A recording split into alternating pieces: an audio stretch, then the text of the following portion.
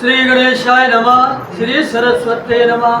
दृढ धन्वा नृपती आपल्या पुत्राप्रती राज्या अर्पुनी निश्चिती वनाप्रत जातसे म्हणून मनी येऊनी वैराग्य वृत्ती राजा घेतसे भव निवृत्ती संपून गेली प्रवृत्ती क्षण मात्र की.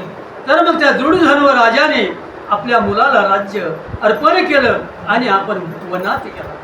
सार त्याच्या मनी सार वैराग्य आलं आणि राजानं भव निवृत्ती घेतली. संसार हा अशाश्वत किती केला तरी तृप्त जीव होत नसे सांप्रत त्याने जाणले. संसार हा खोटा आहे किती केला तरी तृप्त होत नाही. अशाश्वताचा बाजार दुःखदायी ठरणार त्यास केली आसार काही अर्थ नसे की.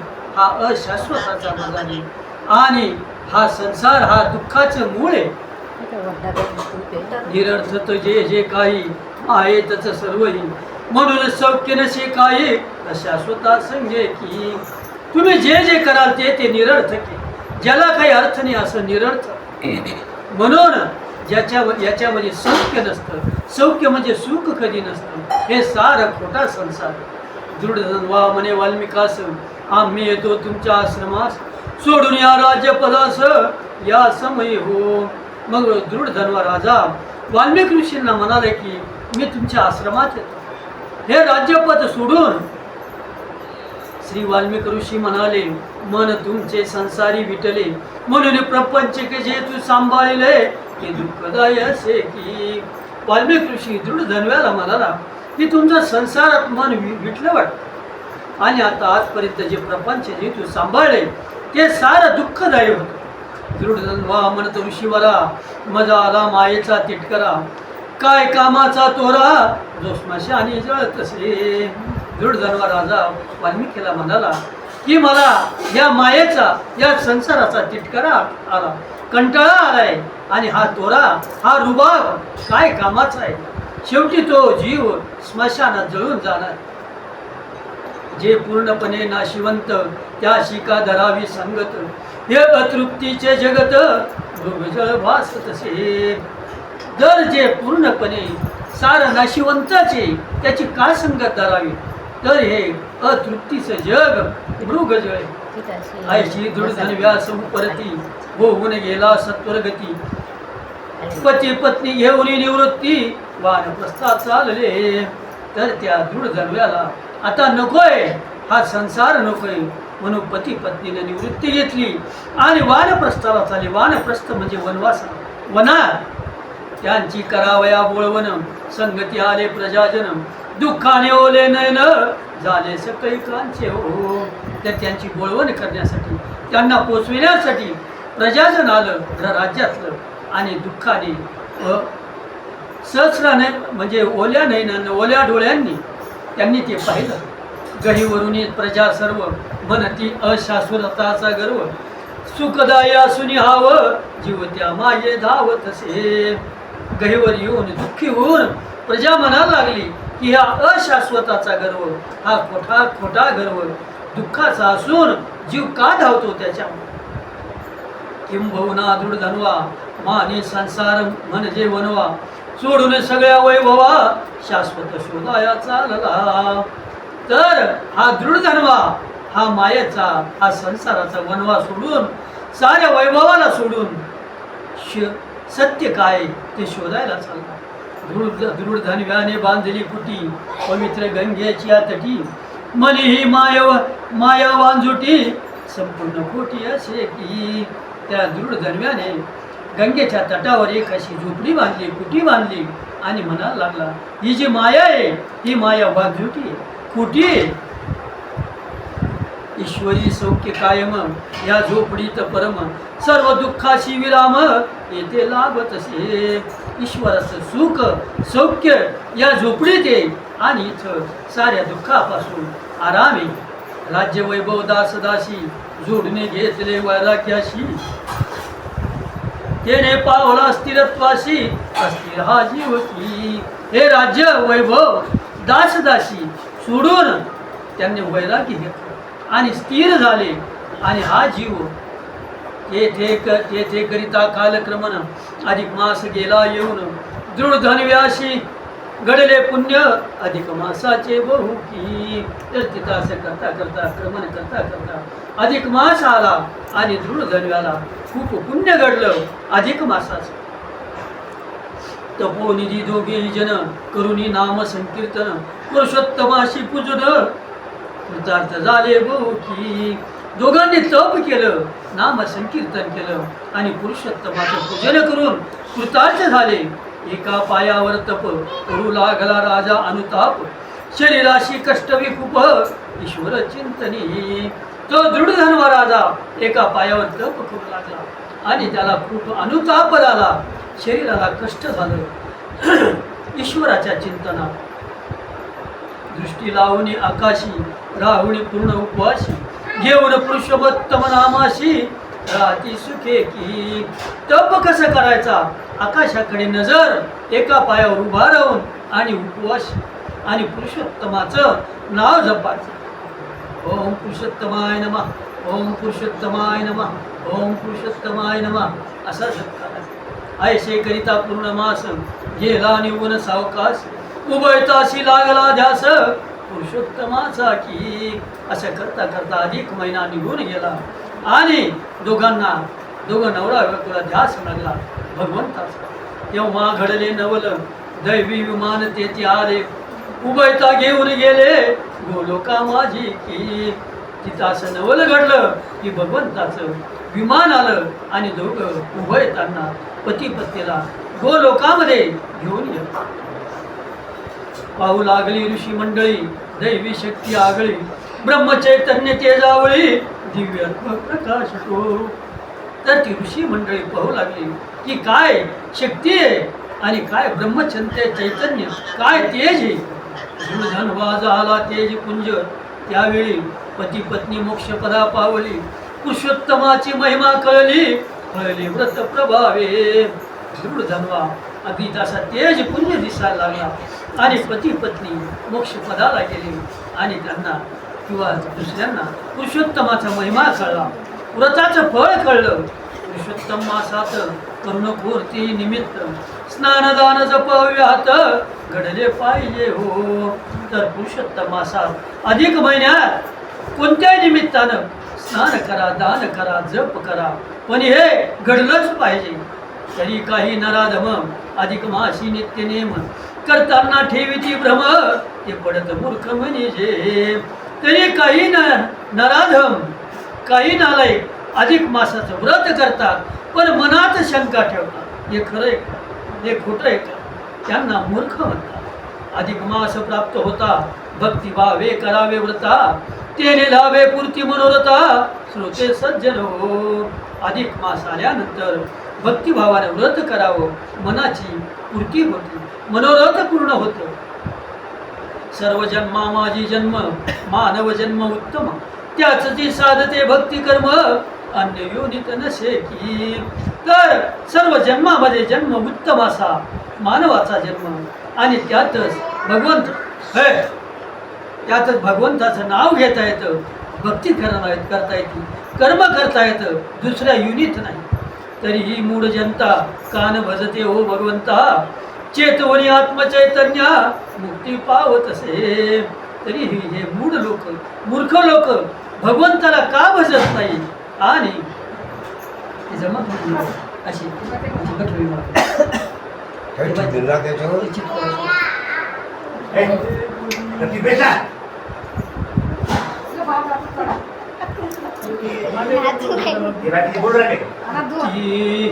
तीन वर्षातून एकदा अधिक मास श्रद्धा ठेवणे पालटावे प्रारब्धा श्रोते सज्जन हो.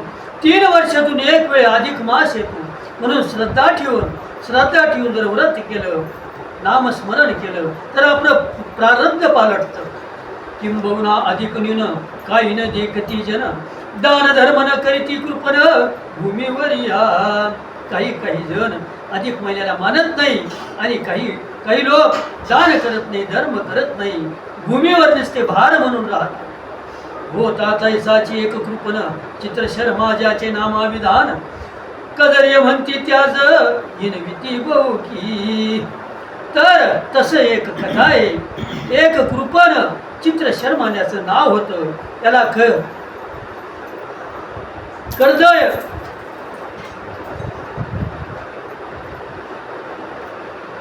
तर त्याला असं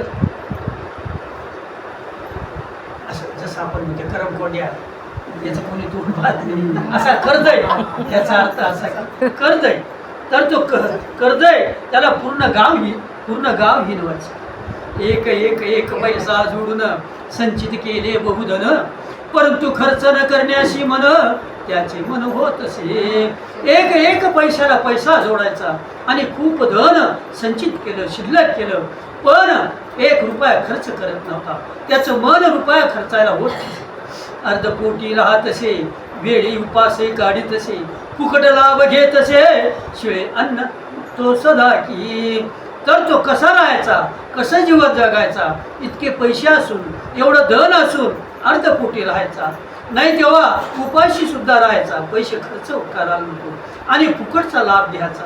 कुठं 4 किलोमीटर जेवण फुकट तिथं जायचा आणि घरी जेवायचं म्हणल्यावर शिळं अन्न खायचं.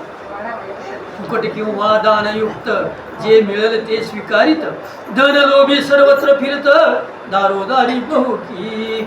फुकट कोणी दिलं का ते पाहायचं, कोणी दिल का ते स्वीकारायचं. याला धनलोभी म्हणतात. आणि दारोदारी फिरायचा, गप्पा मारत, कोणी काही दिलं घ्यायचं. मिष्टान्न विकत घेऊन कधी न सेविले त्यानं, घरी कधी न केला सण त्या धनलोभ्याने. कधी चांगलं अन्न कधी घेऊन त्याने खाल्लं नाही आणि घरी कधी सण केला नाही, तो धनलोभ्या. बहुत धन साचता पुरवणी ठेवी घुमित, परिपोटा नसे खात कवडी चुम्मक तो. खूप धन साचवून ठेवलं आणि खूप साचलं की जमिनीत पुरून ठेवायचा. पण पोटाला खात नसे असा तो कवडी चुम्मक.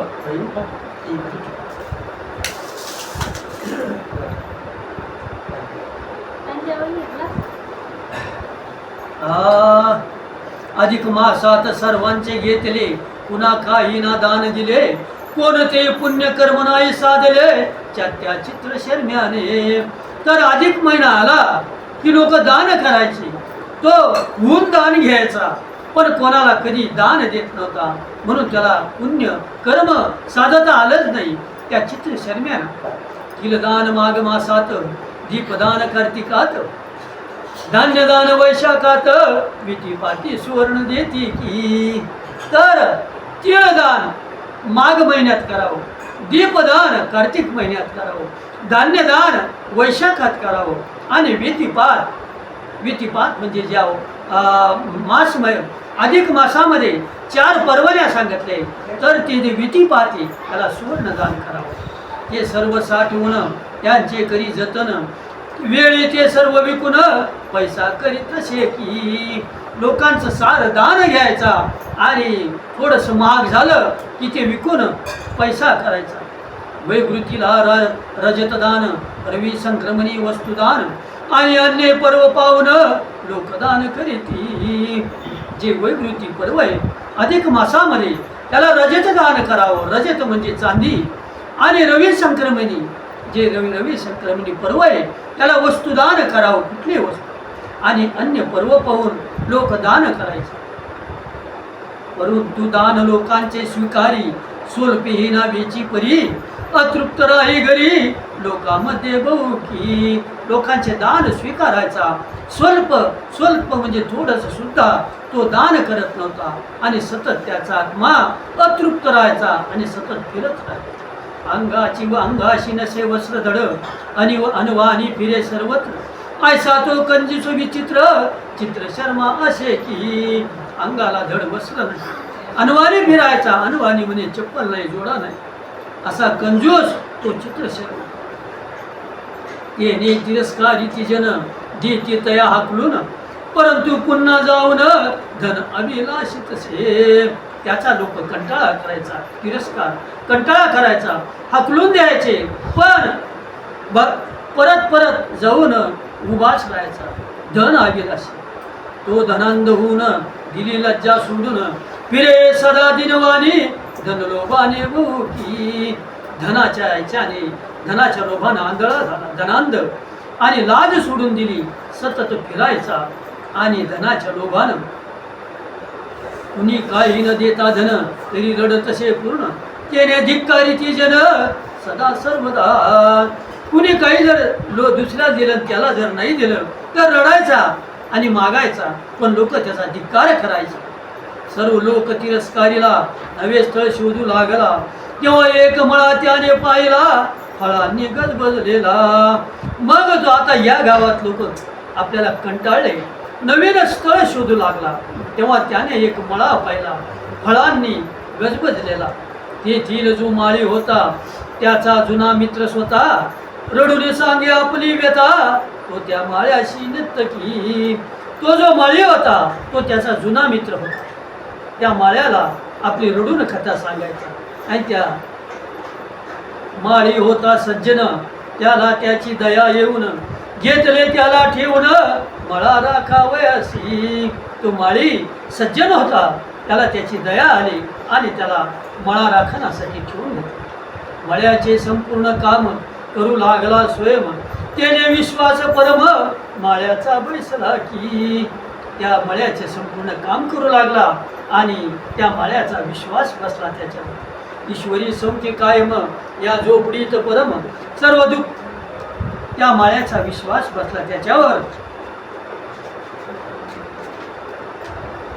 मग त्या कृपणावर व विश्वासुनी तो जाऊ लागला मळा सोडून. चित्रशर्मा माळी गेला पाहुनी फळ तोडीतसे. मग त्या कृपणावर पूर्ण विश्वास बसल्यानंतर तो माळी त्याच्या विश्वासावर मळा सोडून जायचा आणि माळी गेला हे पाहून तो फळ तोडायचा. फळे खाई पोटभर उरलेले लपवी साचार विक्रय करू लागला भरपूर हजर नसता माळी की. पोटभर खाऊन घ्यायचा उरलेली लपवून द्यायचा आणि सर्व विक्री करू लागला विकायला लागला माळी हजर नसता. ते वृक्षावरची फळे कमी होऊ नये सगळे माळी विचारिता त्यावेळे काय बोले पाकी. झाडांवर त्या माळ्याला फळं कमी दिसायला लागली आणि माळी त्याला विचारायला लागला बोललो रे. आणि मग तो काय म्हणतो चित्रशर्मा म्हणत असे मी तर भिक्षान्न खात असे फळाला हात लावत नसे शपथ घेऊन सांगे की. अरे बाबा मी तर भिक्षा मागून खातो तुझ्या फळाला कधी हात लावत नाही शपथ घेऊन सांग.